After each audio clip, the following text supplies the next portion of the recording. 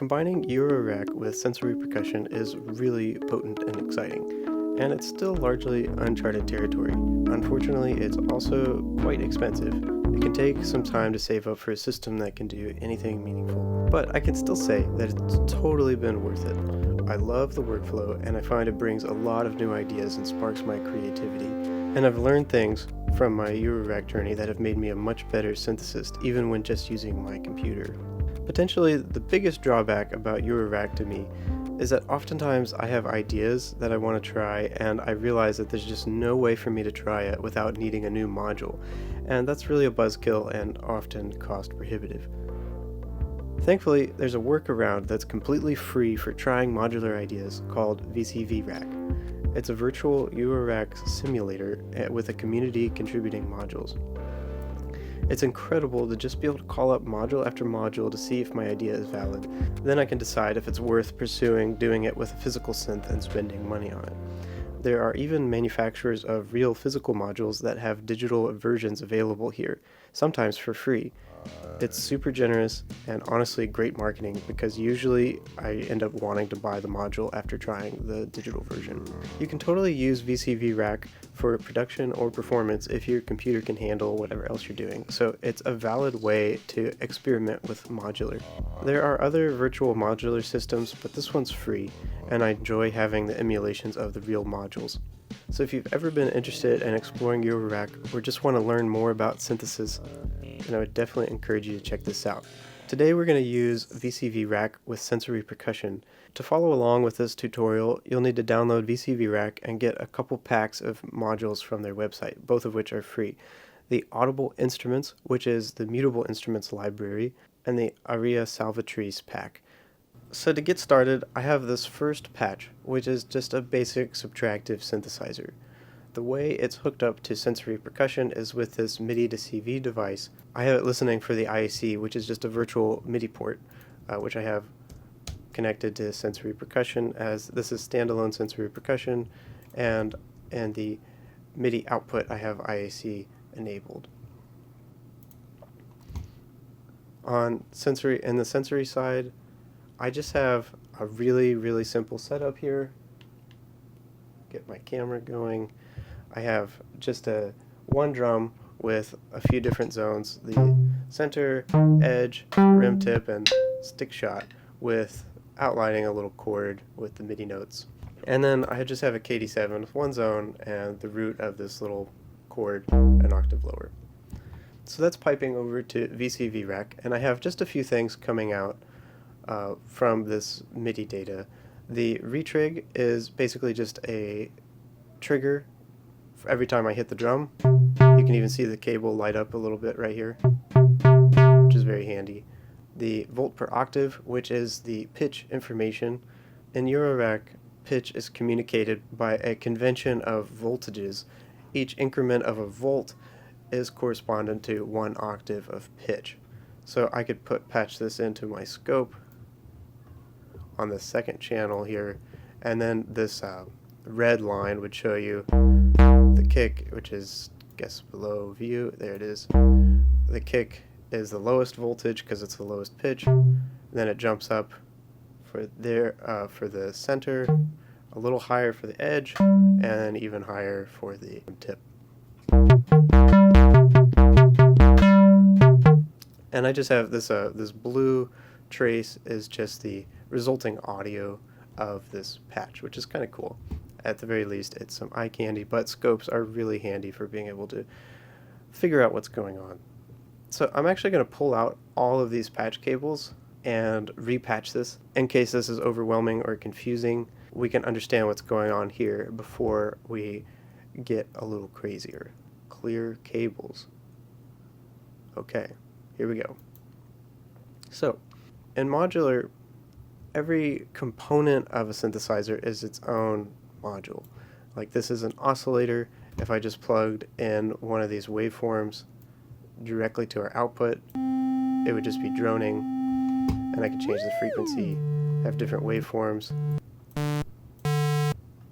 Not very nice sounding to just listen to raw waveforms.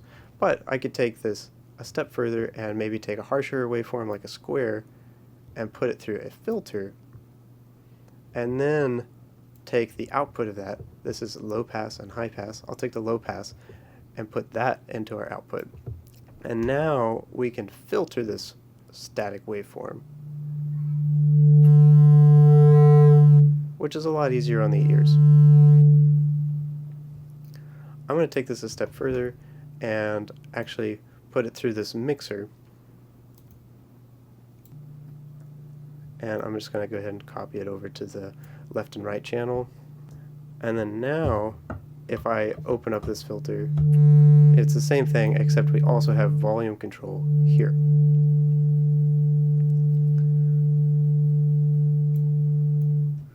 So the way we can get this to be more musical, or more like a note that we're used to and not just a drone, is to use an envelope to open up the mixer or the amplitude. And we can trigger that with this trigger output here. And I'm using the retrig instead of the gate, because retrig is just like a short transient spike in voltage, whereas gate would go high and be held high for as long as the, in this case, MIDI note is on.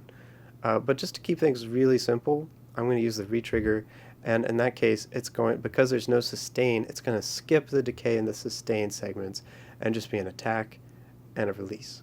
And we could see that reflected in the lights, or just the one light here, instantaneous attack and just a quick release.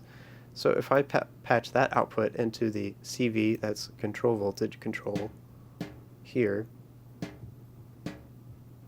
and bring in the filter,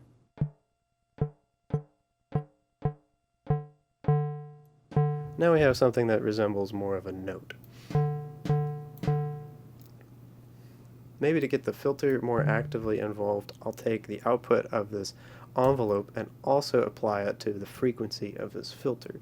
So now we're getting a little filter sweep in tandem at the same time as our amplitude envelope. And that envelope is going to basically be added to whatever value the frequency knob is set to. Could add some resonance to make it extreme. We'll keep it somewhat modest for now. So we're getting closer, except we don't have our pitch information. That's pretty simply solved by just taking this volt per octave and patching that into the volt per octave input on our oscillator. Nice.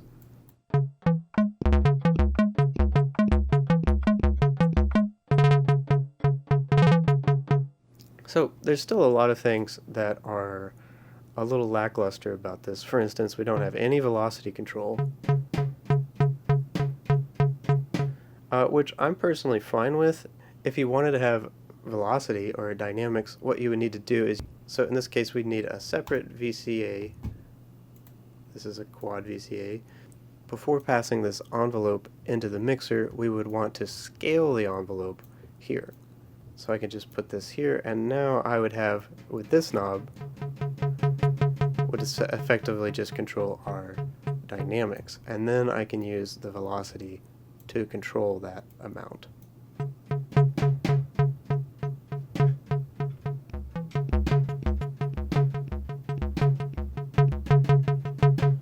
Pretty handy. For the sake of this, I actually kind of like not having dynamics, as crazy as that sounds. So we're just going to go back to the way this was before. Something else we could do to interact with this sound a little bit more is use the velocity to control the release time. I'm a big fan of this. So when we play shorter, we got nice short notes. And as I play longer, we have really long release times. That's a little bit much, so I'm just going to patch that into this. This is an attenuverter. We got 8 of them, which is a lot, but we'll just use one and attenuate that a little bit. So this would be 0, nothing, and then as I bring this up, you can hear it starting to make a tiny difference. Cool.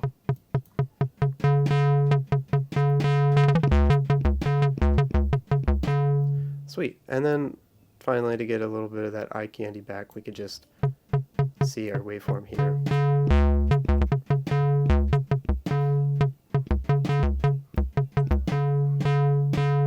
Make it a little bit bigger. Very cool to have a scope. Notice that we use velocity here. This is just like a basic MIDI information panel. We could be using a controller to control a CC and then get a CC out of it, which we'll be using that a little bit later. There is a device that's dedicated to just receiving CCs, 16 of them, and you can specify what numbers it receives and then patch those to your heart's delight. But for now, this is the simple basic patch, so we're going to keep it pretty low key. It's really handy, I find, to just have velocity just available from the get-go without having to set up a controller. Interestingly, Modwheel is CC1, and we would have to set up a controller for that, but it's nice that it's available on this device. I actually went ahead and set up a CC and sensory percussion for CC1 that is centered to edge, controlling CC1, and let's use that output to control the pulse width. If you're not familiar with pulse width, basically it takes the duty cycle of a square wave and changes it to make it shorter or longer, and the middle would be 50% duty cycle. I'm sure you've all heard that sound before. It's kind of like a super stacked kind of sound, but it's cool because it's just one waveform. You can even see the pulse width changing. It's really short here, and then now we're at 50%, and then we're closing in on 100%, which sounds ironically just the same as close to zero. So we could use center to edge to control that pulse width, which I think is really intuitive, because that means as we go away from 50%, it's going to get thinner sounding.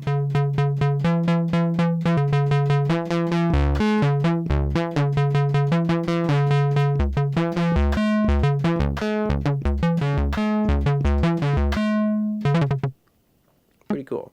That's the basic subtractive synth, and we're starting to use a controller via the Modwheel CC1 and velocity to interact with the sound a little bit.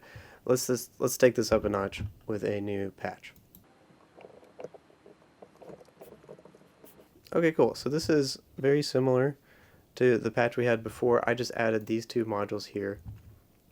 You will need the Audible Instruments pack, that's what these modules are, and then just shout out to the segment generator here.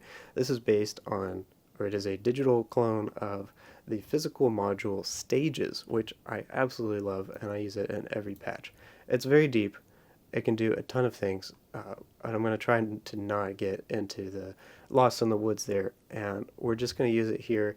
Just know that when the lights are yellow, this is basically a step sequence. So I am combining this sequence with the volt per octave information here. This quad VCA kind of cascades down, so if you don't have anything plugged into the output, it's combined with this new signal. So this is the pitch information from our, I'll just turn this down for now. So this is the pitch information from the zones and sensory percussion. And I'm going to use the trigger here to advance this sequence with the gate. And now we can see these lights light up, but I have it completely attenuated. So I'm going to turn down the pitch information from sensory, and now we're just going to listen to our sequence.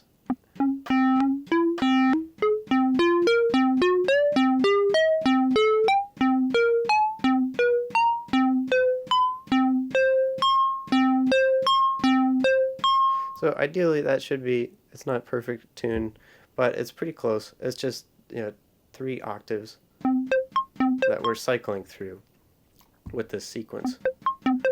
So if I was to bring back the pitch information from sensory, now we can play 3 octaves, or cycle through 3 octaves with each pitch.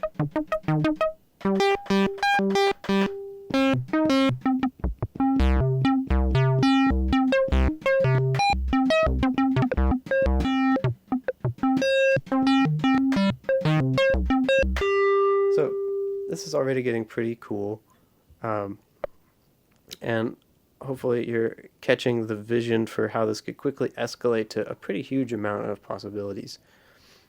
Personally, I think this would be more interesting if the sequence didn't advance every time we hit the drum. Let's make it so that this sequence only advances when we play our kick. In Sensory, I have drum 2 set up to output on MIDI channel 2 and drum 1, the kick, on just channel 1. And over here I have this MIDI to CV device we've been using set to receive all channels, which is fine. I want to leave it that way so that all, like both the kick and the snare, come through it. But if I was to create another MIDI to CV device, there's nothing stopping us from doing this. This is one of those moments where it's really nice to just be able to grab a second copy of a module. I can set this to receive the IAC, and now I'm just going to specify to only receive on channel 1, which is our kick. So I'm going to take that trigger output, and I'll get rid of this, and take this trigger output to control the sequence. So now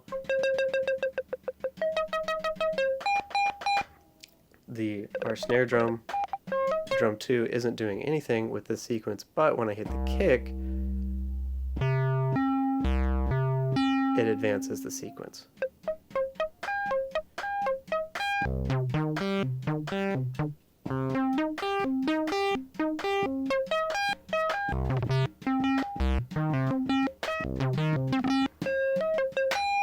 For my taste, this is a better direction because we don't just have total chaos, we have two different sort of harmonic paces. The pace of how often we're playing different zones and Sensory, and a separate harmonic pace of just how often we're hitting our kick to switch octaves.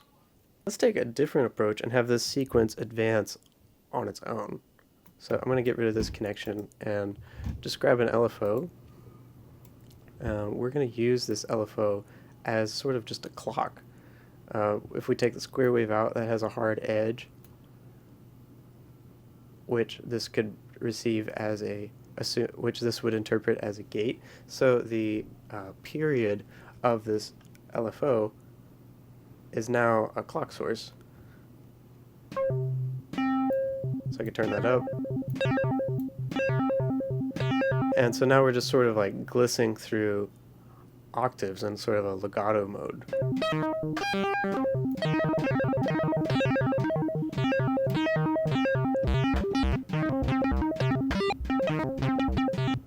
Kind of chaotic, but pretty sweet. Something we could do to bring a little bit more control into this is reset the LFO. And let's just do that with the kick. This LFO is just free running. I can't hear its pulse or anything.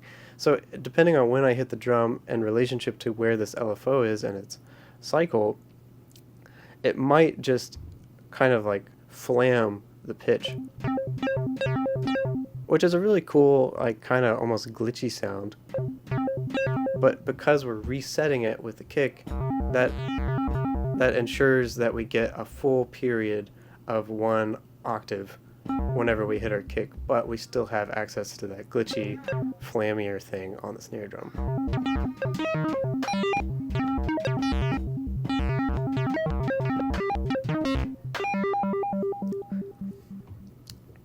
So if I wanted the kick to actually ring longer on one pitch, on 1 octave or 1 step of the sequence, I would just need to slow down the rate of this LFO whenever I hit the kick.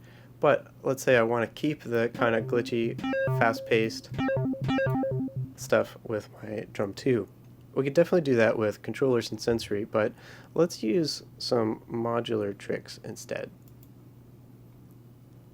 So I could grab another envelope and trigger that envelope from the kick, but I'm actually just going to use the segment generator, because I have more control over the shape or the curve of the steps of the envelope. So I'm just going to delete that, and that is achieved in green mode. It's just a simple decay envelope, which is kind of something I go for a lot of the time anyway. So if I use this retrig from the kick to trigger an envelope, if you just watch this LED right here, you can see it's just like a quick spike in voltage and then it goes down. The length of the decay is determined by the slider, and then the shape is determined by this potentiometer up here. So vertical would be linear, and then as we go to the left, it's more logarithmic, and as we go to the right, it's more exponential. I think having it be slightly logarithmic is going to be helpful in this case because it's going to sort of emphasize the high point. So if I patch this in right now to the FM, which is basically just modulating the frequency, and I turn up the CV amount there,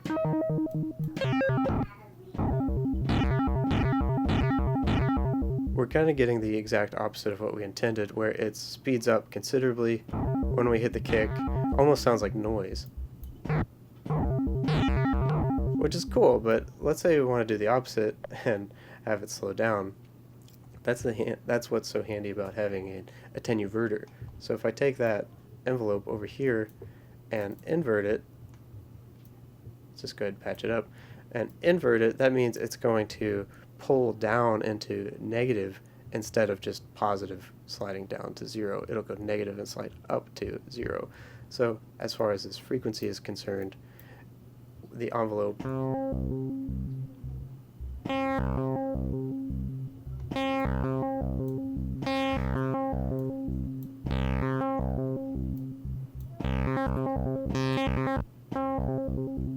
you can hear it sort of slow down the rate of the LFO just a little bit. And because we're using an envelope, we get a nice bonus of it sliding back up. I can emphasize that more by making it longer. Pretty sweet.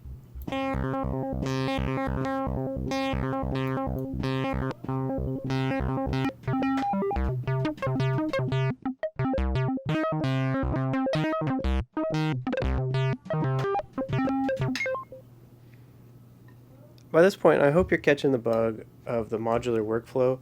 It's a really different way of working with signals, but the flexibility is very exciting to me. And we're really on the precipice of a black hole here already, but I just want to take this one step further before wrapping this video up. To make this patch a bit more of a composition and not just a wild sketch, I'm adding some more sequence layers with these two additional segment generators. This is a 4-step sequence that I can combine with the pitch information from sensory and our octave sweeping with the LFO like we were just working with before. And I have that patched into this cascading quad VCA. So if I drop this output down here, now we can listen to all three. And for the sake of illustration, I will just turn this down so we don't have the octaves and just trigger this new sequence with every hit.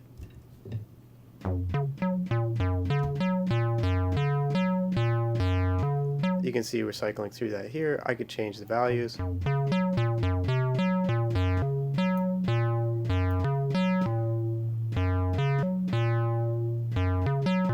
You can see how this is going to be really hard to keep in tune because these values are continuously variable. We're not just sliding through semitones on the piano roll, but we can fix that in a bit.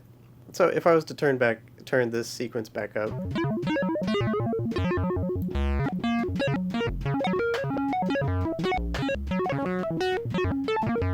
so that's cool, but it's not really helping turn this into more of a composition because it's just even more chaotic than it was. And in addition to bringing on tuning problems, we've also kind of lost our tonal center, which might be fine, but we can address that later too. To make this more of a composition, it's going to be helpful if we advance this sequence more slowly at a completely different rate than how fast we're playing here or the LFO changing the octaves here. And that's what this segment generator is for. In this case, I have a 6-step sequence, and if you look at these values here, the values of each step, they're all low except for the last one. And similarly to how we used the LFO square wave as a sort of clock. We can use this as a very, very slow clock, because all a module needs for a gate or a trigger to happen is just a hard edge of voltage. And so in this case, whenever we go to the sixth step, it will jump up to a high voltage. If we plug in the output of this sequence here, whenever we hit the sixth step, will equate to one advancement of this four-step sequence here. And my idea was to use the kick to advance this sequence. So now what we have, I'm going to get rid of the octaves again just for clarity, is we can hit the kick 6 times before it will go to the next value of this sequence. So you can watch these lights here and how it corresponds to the lights over here. 1, 2, 3, 4, 5, and then new value here.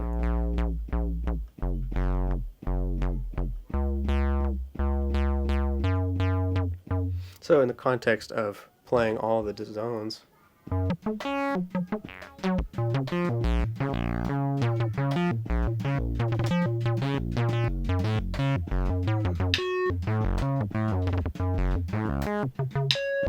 now we have a sense of a chord progression, a slower harmonic progression, a slower harmonic rate than the sort of melody that we're picking out by all our different zones.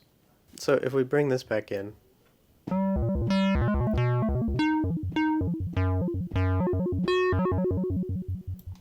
now we have our crazy octave action from the last patch with a sort of chord progression with these nested sequences.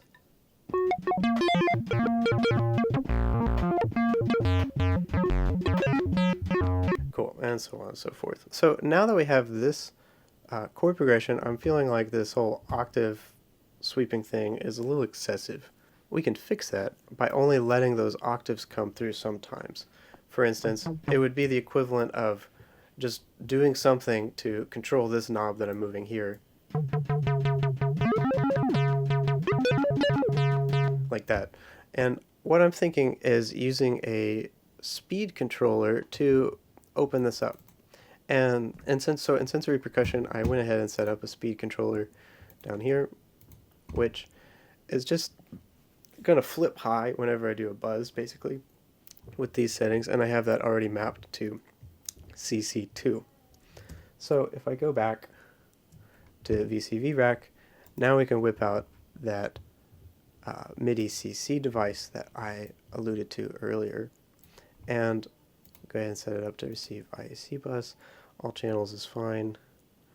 This is CC2 here, and I could just pipe that in to this CV control of this level, and I think I do have to bring it up. With this module, the value of the knob would set the maximum value that control voltage can bring it up to. Let me bring up sensory percussion so we can see it as well. This knob here should correspond to this cable lighting up.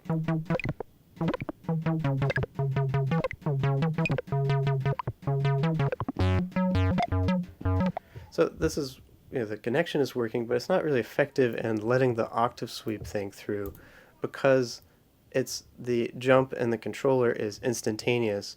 Like it jumps high and then it snaps back down. And when I'm doing a buzz, I'm usually playing on the softer side, which in this patch is making the release time shorter.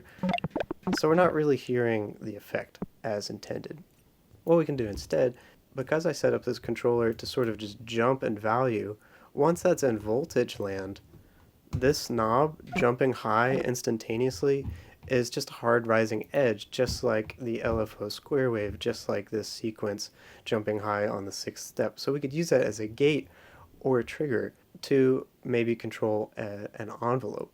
So let's do the same trick over here and use CC2 on another just decay envelope here. So now when I do a buzz, if you see this LED, that's a really long decay. So now the high value, because we're just using it to trigger an envelope, the value can stay high even after we play the buzz. So if I patch that decay into the CV level of these octave sweeps, we're getting closer. Let's make it a little longer so we can hear it.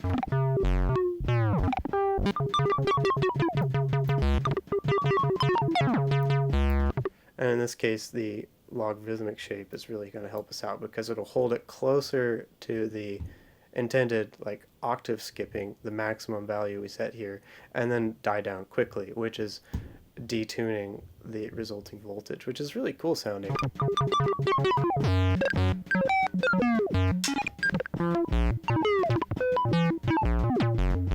But we're really losing some of the musicality. I like it for chaos. So we can solve all of these tuning issues that we've had with a quantizer. Quantizers are one of my favorite things about working in modular, because we can take all of these voltages and just have them snap to specific values that we determine in a quantizer. So the volt per octave information, the final volt per octave information is coming out here. So if I run that through the quantizer first and then in, this will just it's like auto-tune. It's automatically going to correct or round off to the nearest value in the scale.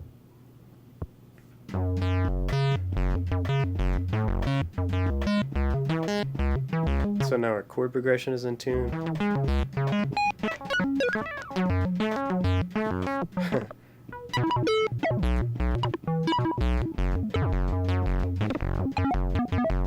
And our buzzes with the octave sweeps are kind of just turning it into like pretty rad trill action.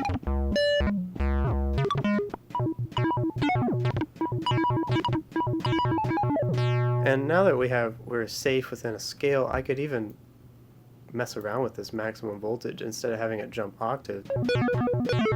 Actually, I think that is closer to octaves. Now it's more like a minor triad from the same three-step sequence. I actually really like that.